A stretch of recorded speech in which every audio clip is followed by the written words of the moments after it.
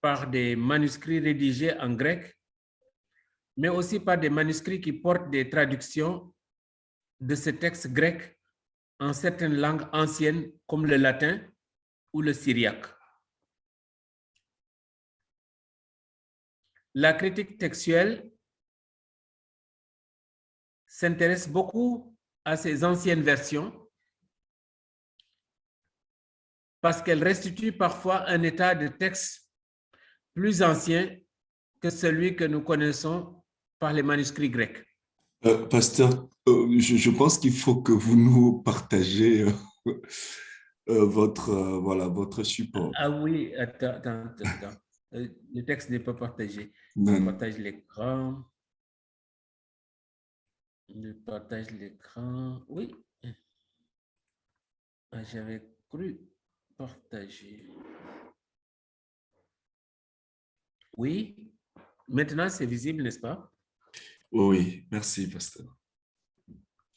Je disais que la critique textuelle s'intéresse beaucoup à ces anciennes versions parce qu'elles restituent parfois un état du texte plus ancien que celui que nous connaissons par les manuscrits grecs. La traduction du Nouveau Testament dans une autre langue que grecque ne s'est pas heurtée à un obstacle doctrinal analogue à celui qui empêche les traductions du Coran en d'autres langues que l'arabe de conserver leur caractère de révélation. Vous savez, dans l'islam, le texte doit être conservé en arabe pour garder sa pureté, d'après les explications que nous avons. Mais depuis la première Église, les textes ont été traduits sans beaucoup de difficultés. Et cela nous donne droit à traduire les textes de la Bible aujourd'hui. Et il faut que je ferme cette porte-là. Oh, il est fermé.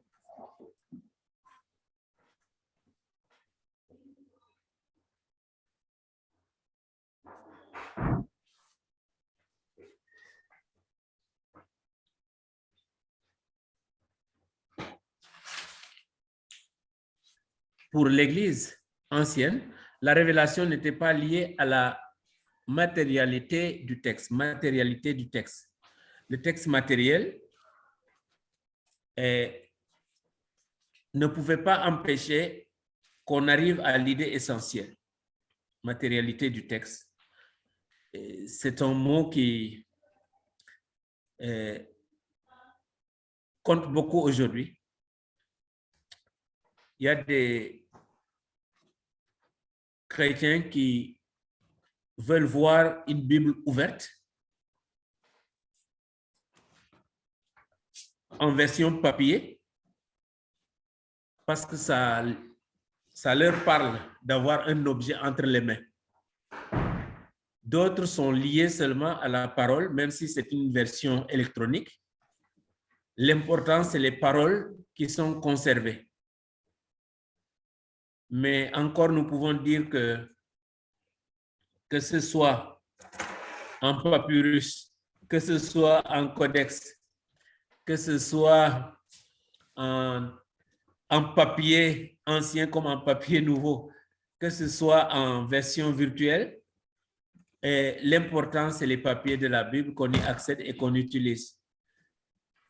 Aujourd'hui, l'étude que nous faisons, c'est une théologie à distance possible grâce à une nouvelle technologie. Il y a l'amour de rester dans l'ancienne version. Nos Bibles sont toujours ouvertes dans l'Église. Mais aujourd'hui, beaucoup de Bibles sont en ligne et vous pouvez les consulter ou les télécharger gratuitement. Mais recevoir une Bible avec l'apparat critique dessus et toutes les versions dessus donne encore de l'amour pour certains. Mais si cela encourage, allez-y. La parole de Dieu est la parole de Dieu. Elle ne peut être consignée et fermée dans une enveloppe et pas dans l'autre enveloppe. C'est du moins ce que je suis en train de constater ces derniers temps. Nous avons fait 30 ans pour traduire notre Bible en langue locale et certains veulent qu'on mette ça sur l'Internet pour y accéder. Mais d'abord, la condition donnée par l'Église est que le stock de 17 600 Bibles doit être vendu d'abord avant de mettre sur Internet. Sinon, les gens ne vont plus jamais acheter la version que nous avons subventionnée à des millions qui restent consignés dans des cartons.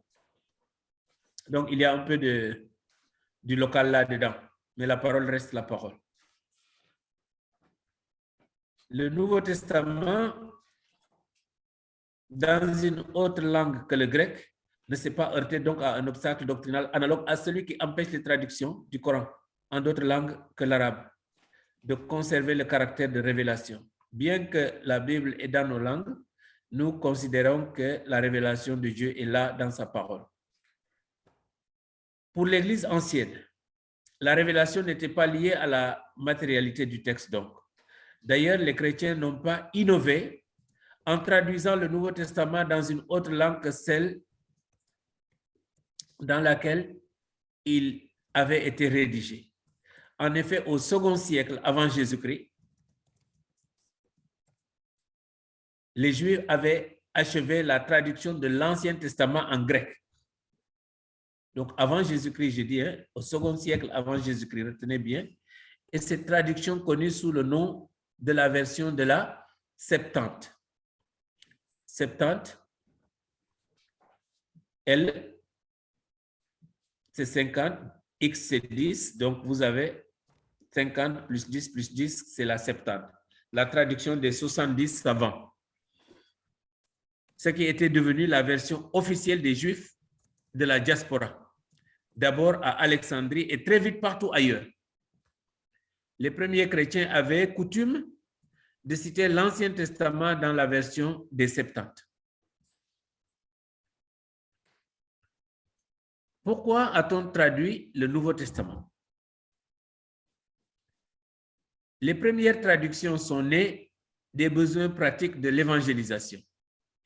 L'Église a, très tôt, fait l'expérience qu'elle continue de faire aujourd'hui, à savoir que l'efficacité de l'évangélisation repose d'abord sur la traduction de la Bible dans les langues des populations évangélisées.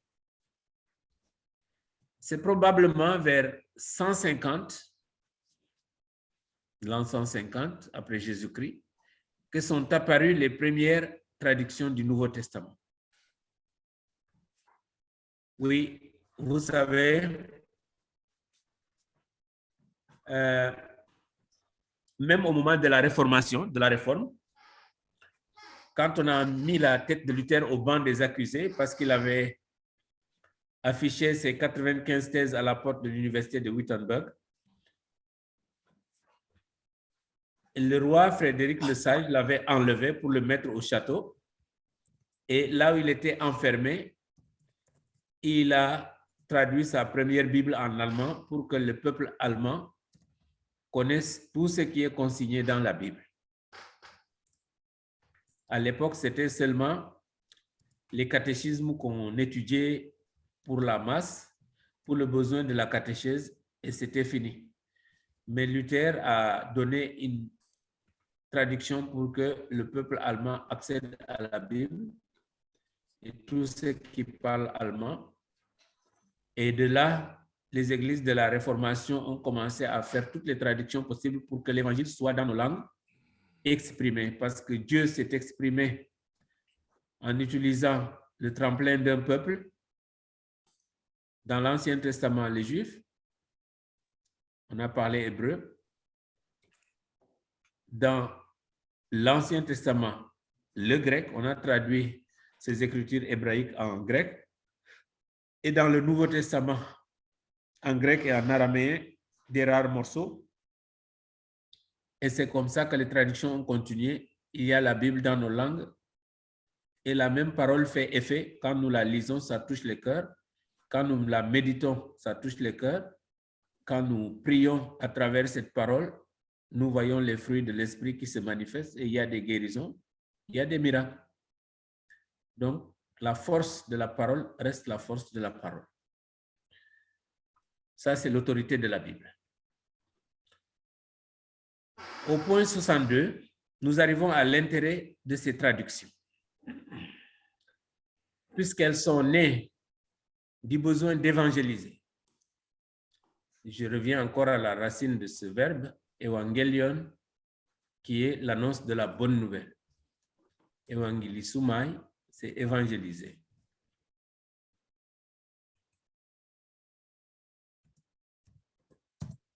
Il est évident que ces traductions ne sont ni des œuvres scientifiques, ni des œuvres littéraires. Et là, il faut le noter. Les traductions de la Bible ne sont pas totalement des œuvres scientifiques, c'est-à-dire découvrir tout le vocable qui est contenu là-dedans, ni des œuvres littéraires. Il y a des nuances et parfois les mettre côte à côte donnent des nuances importantes pour comprendre le message. Ce sont bien davantage des traductions assez littérales et parfois même assez grossières en des langues dialectales. Ce sont nos langues. Nous appellerons cela aujourd'hui des versions populaires. Mais ces défauts sont maintenant des qualités. En effet, ces traductions sont parfois très anciennes. Certaines sont antérieures de 2 siècles aux plus anciens manuscrits grecs que nous possédons. C'est le cas des premières traductions en latin, en syriaque et en copte. Vous connaissez l'église copte saïdique. C'est une église qui commence depuis les temps immémoriaux et qui continue jusqu'à maintenant, ni rattachée à l'Orient, ni rattachée à l'Occident. Ces versions constituent donc des témoignages sur un état du texte beaucoup plus ancien que celui qui nous est transmis par les manuscrits grecs dont nous avons parlé. D'autre part, comme ce sont des traductions très littérales, c'est-à-dire très proches du texte dont elles sont la traduction, pour ne pas dire qu'elles en sont le mot à mot, on peut, dans certains cas, deviner assez facilement le texte grec qui est en dernière, qui est derrière, et de cette façon, entrer en contact avec une forme de ce texte grec beaucoup plus ancienne que celui que nous parvenons, qui nous est parvenu, qui nous parvenait par le canal des manuscrits grecs. L'importance de l'étude de ces traductions en langue ancienne peut difficilement être exagérée. De plus, on peut assez facilement déterminer la zone de diffusion des traductions que nous connaissons. On peut assigner à chaque traduction un territoire bien circonscrit, la base ou la moyenne vallée du Nil pour tel dialecte, par exemple. Là, on peut s'arrêter. Nous avions ce qu'on appelait les dialectes, des variantes dialectales. Le koiné qu'on parlait dans le bas Nil ou la moyenne vallée pouvait différer d'un koiné qu'on parlait ailleurs. Et en fonction de la variante dialectale, on pouvait savoir de quelle origine ce manuscrit est en lisant tout simplement les expressions et leur façon d'être prononcées.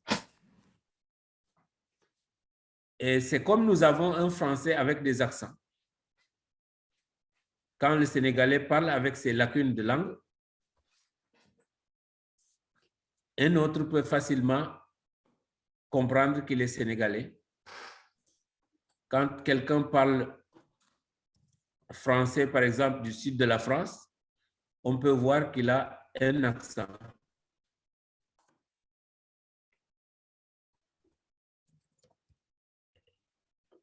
Et en fonction des accents, on pouvait situer l'origine du manuscrit.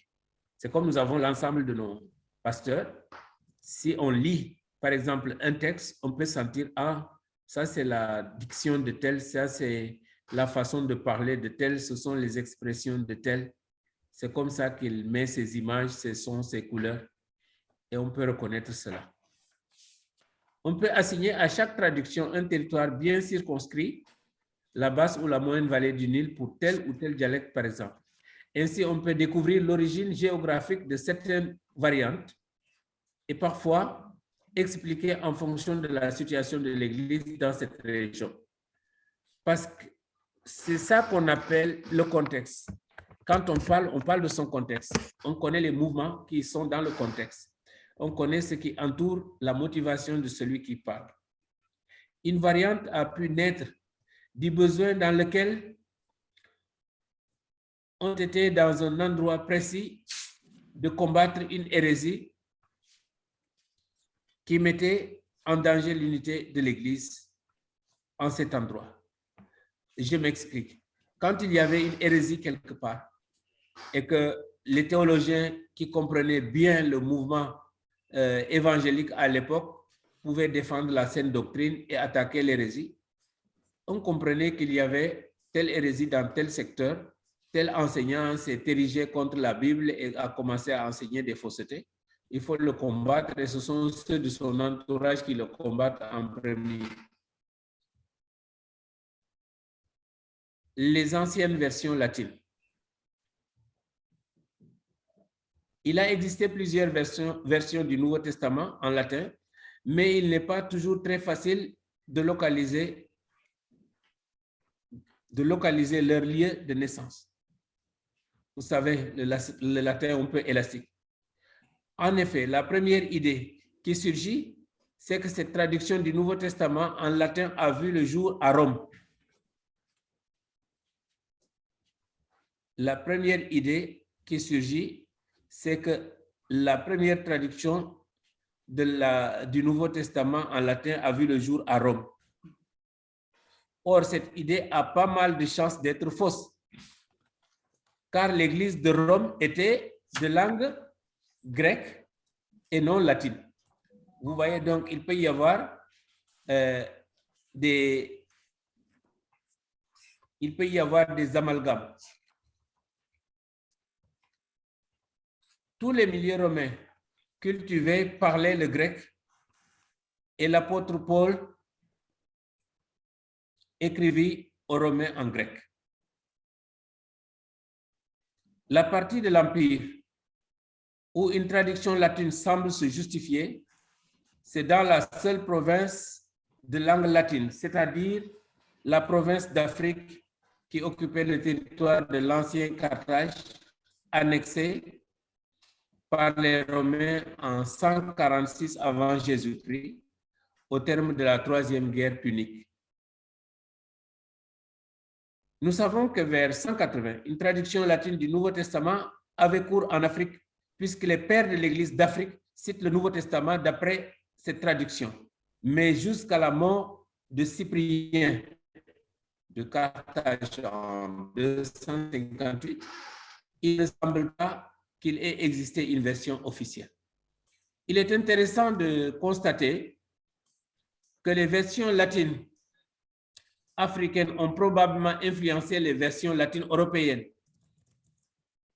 Parfois, on pense toujours le mouvement contraire.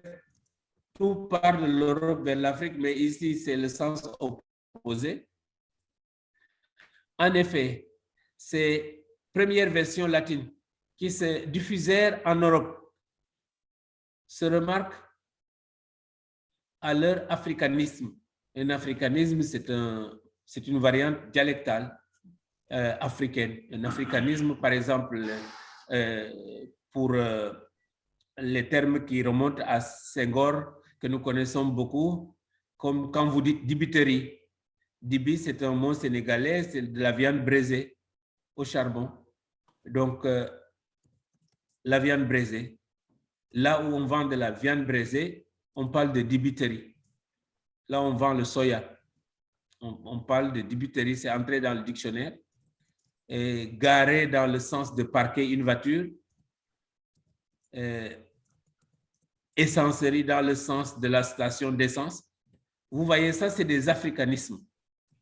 On appelle africanisme une habitude de traduction qui caractérise les manuscrits africains et qui permet de les reconnaître. Le fait de traduire le grec logos par sermo et non par verbum, et le grec makarios par Félix et non par Beatus, est une habitude africaine que l'on retrouve curieusement dans les versions latines européennes comme le Codex Vercellensis ou le Codex Bezaye, dont nous avons parlé, et qui incline à penser que les versions latines ont vu le jour en Afrique et que ces versions se sont diffusées en Europe où elles ont influencé les éditions latines européennes. Pour être succinct, disons tout simplement, plusieurs de ces versions latines ont dû cohabiter en Europe juste vers le IVe siècle, date à laquelle se fit le jour de posséder un texte officiel, canonique qui mettait fin à la prolifération des versions. C'est dans ce but qu'en l'an 382, le pape Damas, nous avons parlé de lui la dernière fois, confia à Saint Jérôme la tâche de faire une nouvelle traduction latine de la Bible. En réalité, Saint Jérôme n'a pas refait une traduction nouvelle sur la base de ce texte grec. Il a essentiellement révisé des traductions qui existaient avant lui en corrigeant ce que leur style pouvait avoir de trop populaire. C'est ce travail qui donna naissance à la Vulgate, qui est juste qu'aujourd'hui la version officielle de la Bible dans l'Église catholique, la Vulgate. Cette traduction de Saint Jérôme, cette traduction latine, s'imposa rapidement puisqu'elle était investie de toute l'autorité de l'évêque de Rome, doublée de celle de Saint Jérôme. Le caractère officiel dont elle est désormais revêtue l'aidera à supplanter toutes les autres versions latines, même celles qui avaient cours en Afrique, où Saint Augustin cautionnera la version de Saint Jérôme. Ici, c'est très important parce que ceux qui ont un peu vécu peuvent connaître l'Église qui utilisait le latin même en Afrique.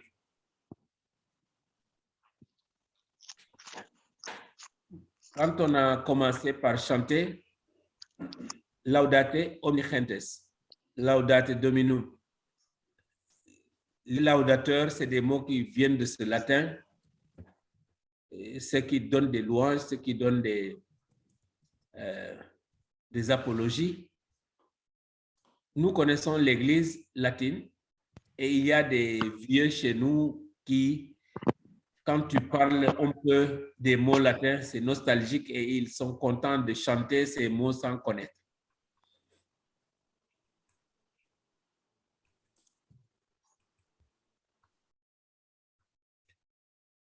Les anciennes versions syriaques, elles sont aussi anciennes et encore plus nombreuses que les anciennes versions latines.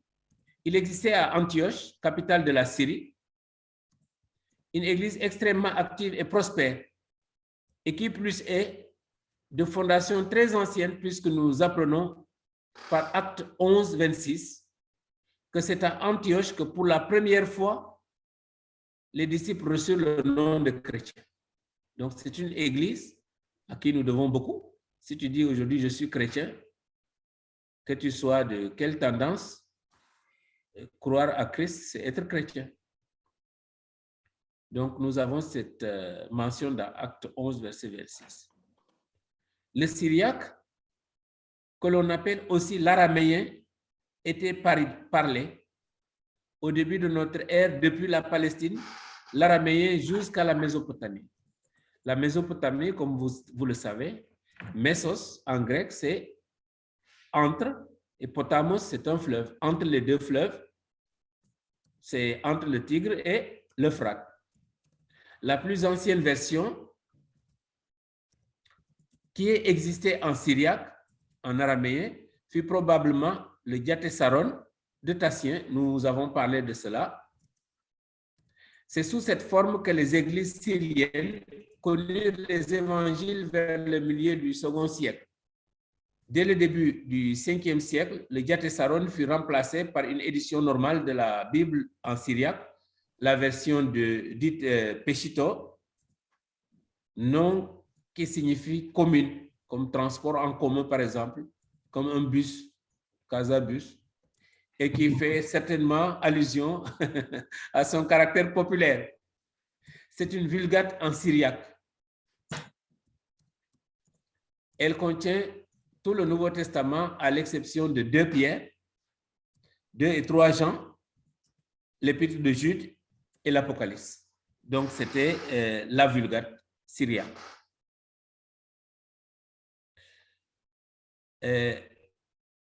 Les anciennes versions coptes, nous allons bientôt terminer pour arriver aux questions. Le terme de copte dérive d'une altération du nom du grec de l'Égypte.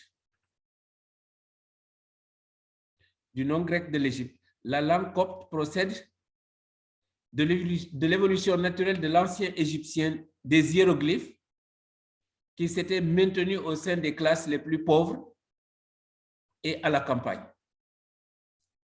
La langue, en évoluant, s'est séparée en plusieurs dialectes, dont chacun a donné naissance à une version du Nouveau Testament. Les principales d'entre elles sont la version sahidique ou vieille égyptienne, qui est née dans le sud de l'Égypte. Le sahidique est un dialecte de la Haute-Égypte. Dans une région où le grec était beaucoup moins connu que dans le nord. La version sahidique remonte sans doute au début du IIIe siècle. Nous avons parlé de l'église copte sahidique, donc c'est de l'église copte du nord de l'Égypte. La version bohaïrique,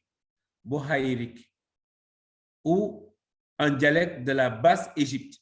Nous descendons en bohaïrique, c'est la Basse-Égypte. Elle comporte le Nouveau Testament tout entier. Mais c'était une version du Nouveau Testament. C'est la version officielle de l'Église copte. Si vous visitez l'Égypte, vous allez voir l'Église copte. Elle est un peu plus récente que la version précédente et elle a vu le jour peut-être à Alexandrie. Voilà des versions qui existaient en Égypte. Nous arrivons maintenant au point 66 où nous parlons des citations patri-Église, les citations des pères de l'Église. En plus des manuscrits grecs et des anciennes versions, nous avons des témoins extrêmement précieux des textes du Nouveau Testament sous la forme des innombrables citations qui en sont faites dans les ouvrages des anciennes théologies de l'Église ou des Perses.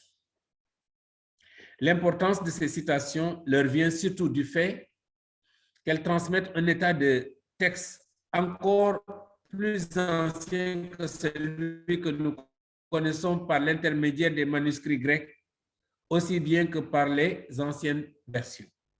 En effet, nous avons vu que nos manuscrits les plus anciens reflétaient l'état du texte aux environs du milieu du siècle.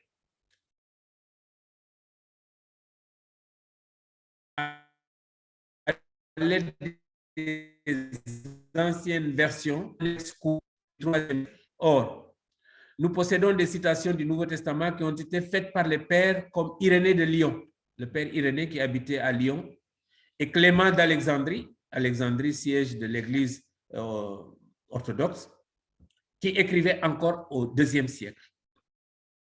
Chaque citation est donc un témoin très précieux du texte qui avait cours du temps de ses auteurs.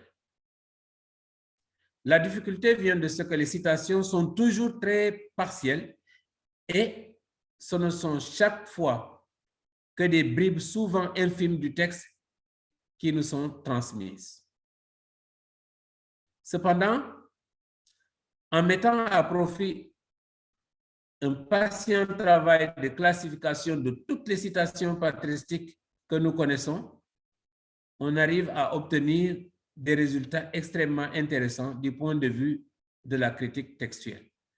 Quand nous parlons de critique textuelle, nous parlons donc de la relecture de l'apparat critique, de l'exégèse et de la signification profonde du message dans le temps pour en faire une application à nous-mêmes aujourd'hui. Je pense qu'il nous reste un quart d'heure. Je peux me limiter ici. Et s'il y a des questions, on peut se les partager et essayer de répondre à tous. Le pasteur Jérôme est là, il peut aussi intervenir, comme il a su bien faire cette citation de l'apparat critique et du travail qu'il est en train de faire sur l'apparat critique. Pour un travail théologique, parfois on est obligé de recourir à ces instruments qu'on nous donne pour sortir le message qui correspond à notre Église, qui correspond à nos gens qui écoutent l'Évangile aujourd'hui. Ok, merci beaucoup. Voilà, Jérôme, pour le temps qui nous est imparti, on revient aux questions. D'accord. Alors, donc, il y a quelques questions qui ont été posées. J'espère que vous m'entendez. Oui, oui, j'entends bien. Super. Alors, la question qui suivait juste après dit ceci. Bonsoir, pasteur. Bonsoir. Alors, est-ce que nous, les protestants, on peut se considérer comme des catholiques réformés? Quel est le nom qu'on donne à l'Église dans les premiers 5 siècles? Catholique ou protestant? Donc, quel a été les noms? Je pense que vous avez compris la question. Ok, j'ai compris. L'extrait de la question. D'accord. C'est une belle question. Allons-y. Ça revient 2 fois, vous savez, pasteur. Oui, absolument. J'ai fait la remarque. Donc, la deuxième question dit ceci. Même si le Coran est conservé en arabe, Oui. est-ce vrai que la langue arabe elle-même n'a pas connu des évolutions au cours de l'histoire? Coran conservé en arabe. Oui, évolution. Et puis, la troisième question, c'est, cher pasteur Diouf, Oui. d'après les musulmans, pour comprendre ou interpréter le Coran, il faut le lire uniquement dans la langue initiale, donc arabe. Est-il la même chose pour la Bible en grec et en hébreu? Si oui, qu'en est-il des chrétiens qui n'ont jamais lu la Bible dans les 2 langues déjà citées? Voilà. Wow. D'accord. Très belle question. C'est de belles questions. Ça commence à être intéressant. Oui. Est-ce que les pros sont des cathos réformés? C'est une belle façon de voir la chose. OK, quand tu dis réformé, nous remontons à la signification de cet adjectif. Le mouvement de la réforme, c'est ce mouvement qui a commencé avec ce bruit autour de Luther, qui a écrit 95 thèses et qui les a affichées à la porte de l'université de Wittenberg, comme nous avons dit. Et la date précise est le 31 octobre 1517. C'était un moine catholique romain. Et Luther a été excommunié.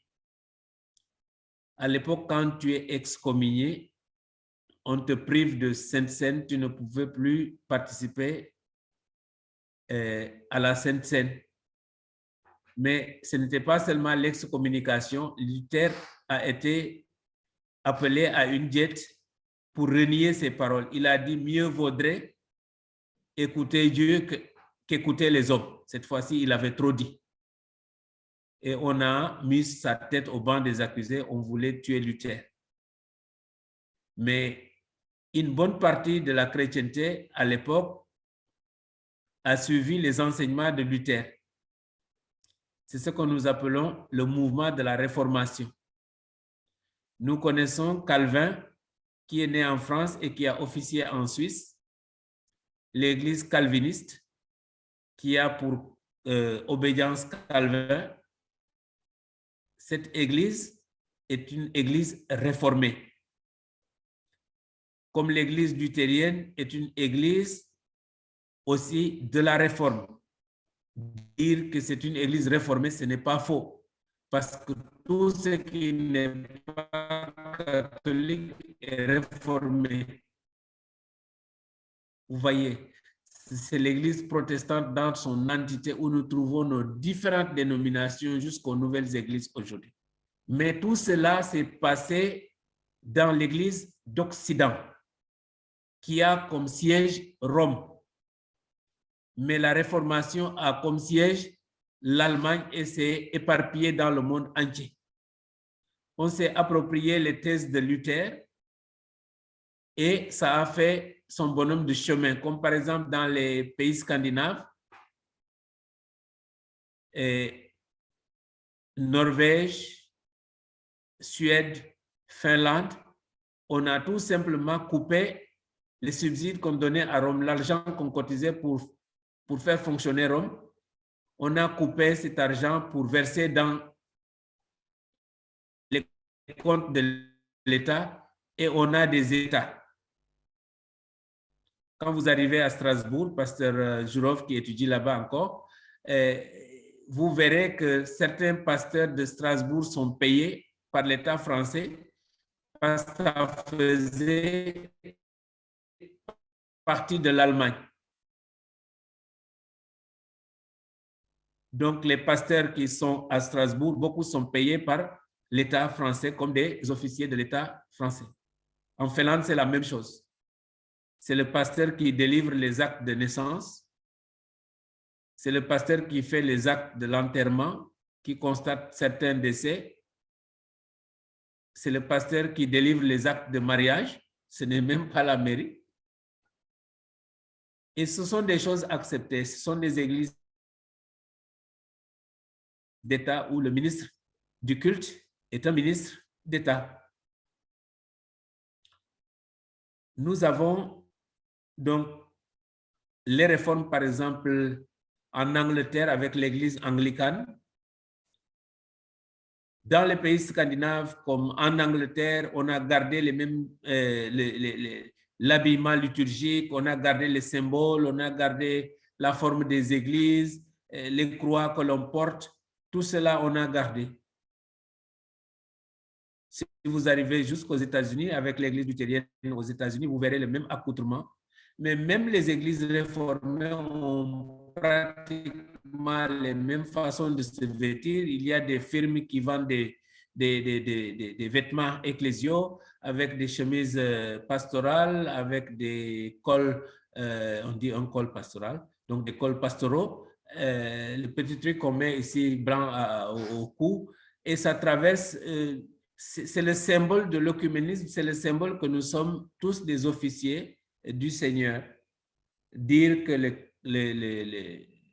le protestant est un catho réformé, c'est dire vrai, mais ça prouve seulement que catho et pro sont des amis. Ils peuvent partager même les enseignements.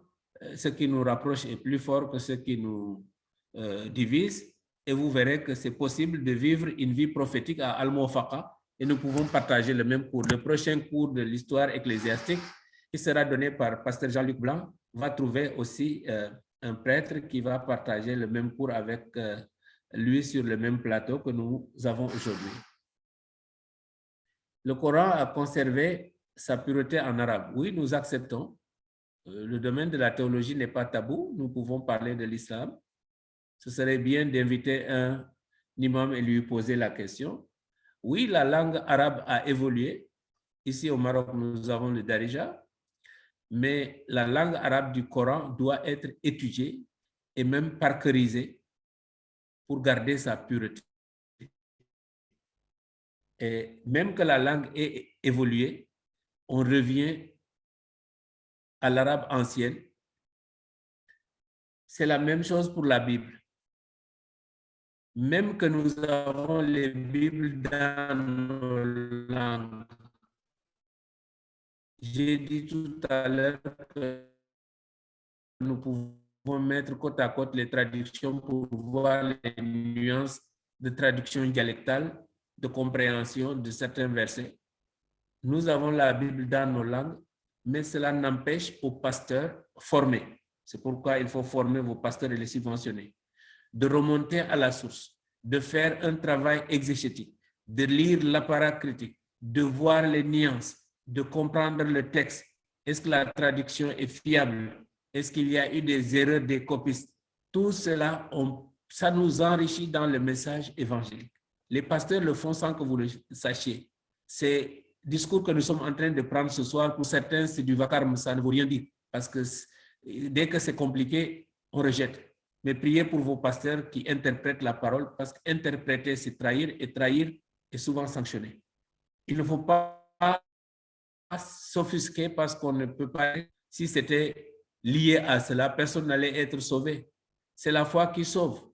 Mais quand nous lisons la parole de Dieu, nous avons une foi éclairée. Ces études que nous faisons, c'est pour éclairer la foi des chrétiens qui participent à ce cours. D'autres s'en moquent, mais nous ne les blâmons pas, nous les aimons, nous les invitons à participer pour s'éclairer. D'autres, dès qu'ils croient, ça suffit. Ils ne cherchent plus outre. Mais il ne faut pas jeter du discrédit sur ceux qui cherchent. Il n'est pas obligatoire de comprendre toutes les langues. Certains pasteurs n'ont même pas fait l'hébreu, ils n'ont pas fait le grec, mais ils sont des pasteurs tout simplement. Il n'y a pas un pasteur et un autre. On renseigne sur ce que nous avons compris de la parole et l'esprit complète le reste.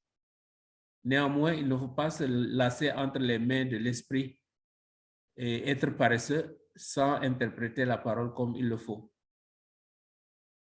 Voilà pourquoi nous faisons cette initiation, parce qu'il n'y a pas un rang de pasteurs qualifiés qui connaissent bien la Bible et qui disent ce qu'ils pensent, et un rang de croyants qui ne connaissent pas la Bible. Nous tous, nous sommes les enfants d'un même Père et nous pouvons étudier et partager ce que nous avons pour le mieux. Depuis des siècles, nous parlons du 2e et du 3e siècle. Et les gens nous ont transmis ce qu'ils ont de plus cher et nous continuons l'interprétation selon le peu que nous connaissons. Mais nous sommes des serviteurs inutiles d'après tout. Donc la langue évolue, mais le message reste le message. Oui, que ce soit le Coran, pour le musulman, apprendre le Al-Qur'an, c'est apprendre aussi la langue du prophète, c'est garder la piété et la pureté du Coran. On le respecte. Apprendre la Bible en grec ou en hébreu, ce n'est pas de la magie, ce sont des langues comme nos langues.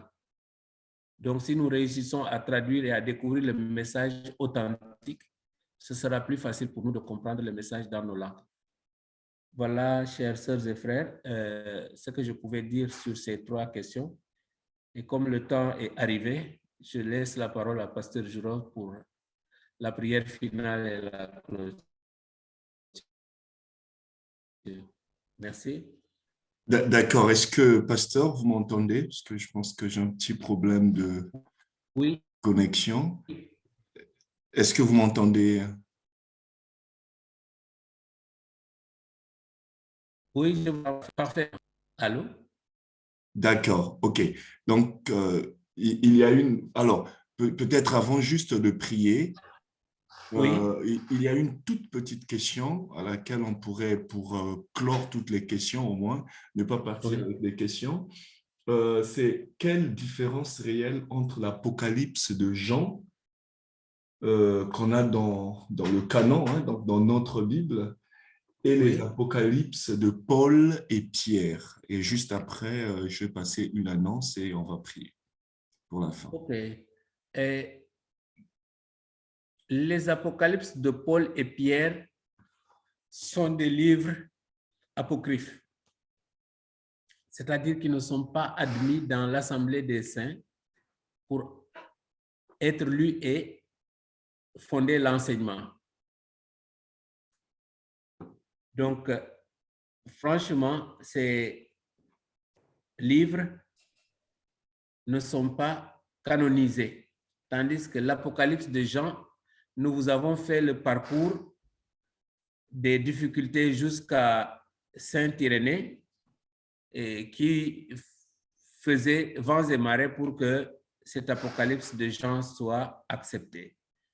On sait bien qu'on l'a attribué à Jean, il l'a écrit à l'île de Patmos et il a eu des visions de la science des choses dernières à l'île de Patmos. C'est l'Apocalypse que nous avons dans la Bible. C'est tout à fait différent. L'autre est canonisé, les deux autres sont des apocryphes, c'est-à-dire en dehors du canon. Est-ce que c'est clair? Ouais. Merci, pasteur. Merci, pasteur. Ok, donc je vais directement passer à l'annonce avant que le pasteur ne prie.